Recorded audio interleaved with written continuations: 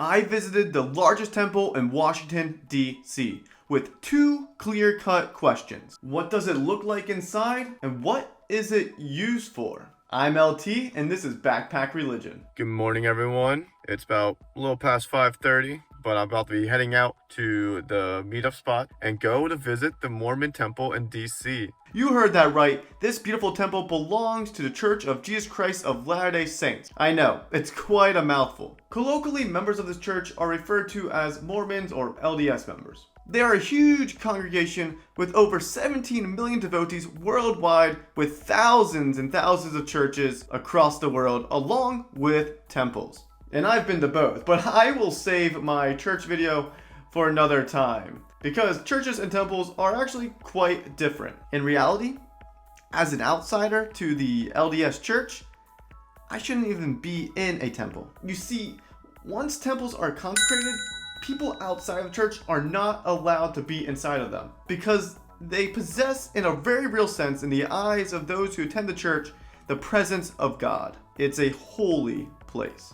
So of course, this was a once-in-a-lifetime opportunity. It was either now or never to see what was inside that temple, and also to find out what it was used for. Arriving at the driveway leading to the temple was some nice lush greenery and trees. And then piercing through the foliage in the blue sky were these beautiful golden spires and white walls, just absolutely gorgeous to look at. And at the top of one of these spires was a golden angel blowing a trumpet.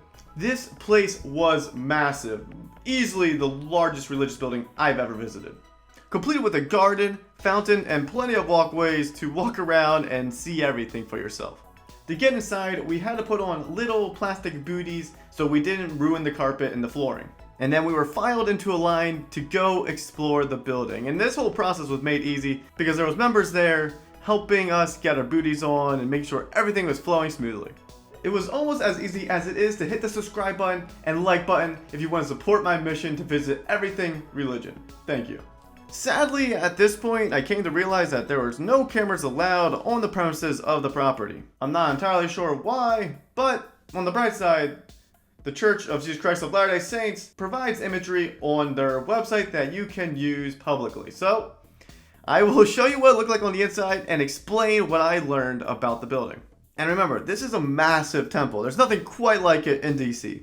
Inside were plenty of lobbies filled with paintings of Bible heroes and people from different cultures, especially Native Americans. Because a large part of LDS belief is that Jesus came to America after his resurrection to share the gospel with the Native Americans. So you'll see a lot of imagery to that effect.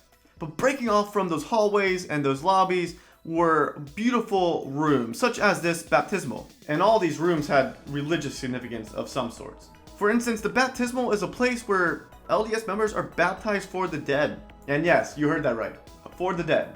Members get baptized for the behalf of ancestors or former believers who may not have had the opportunity to get baptized before. And this helps them on their spiritual journey after death. You also have the reflection room as shown. And this is a place for marriages, most specifically. Because within the LDS church, marriage is often eternal. If a marriage takes place within a temple, it is considered an eternal marriage. So when a couple gets to share their vows within this reflection room, they get to see their reflection bounce back and forth for seemingly eternity. And this represents their ancestors and their future children and descendants that will go on forever, just like their marriage, just like their legacy, all that good stuff.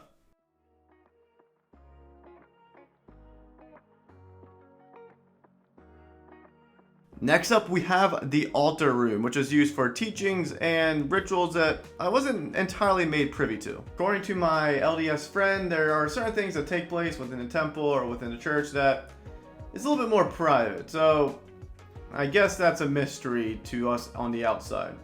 I'm not entirely sure. I'd have to do a lot more digging maybe to find out exactly what that would be, but we'll see. Finally, we have the silent room, this place of quiet meditation to reflect on the character of God, on introspection, and just to have a place to meditate in silence. This place is supposed to be very quiet and very peaceful. Oh, I nearly forgot.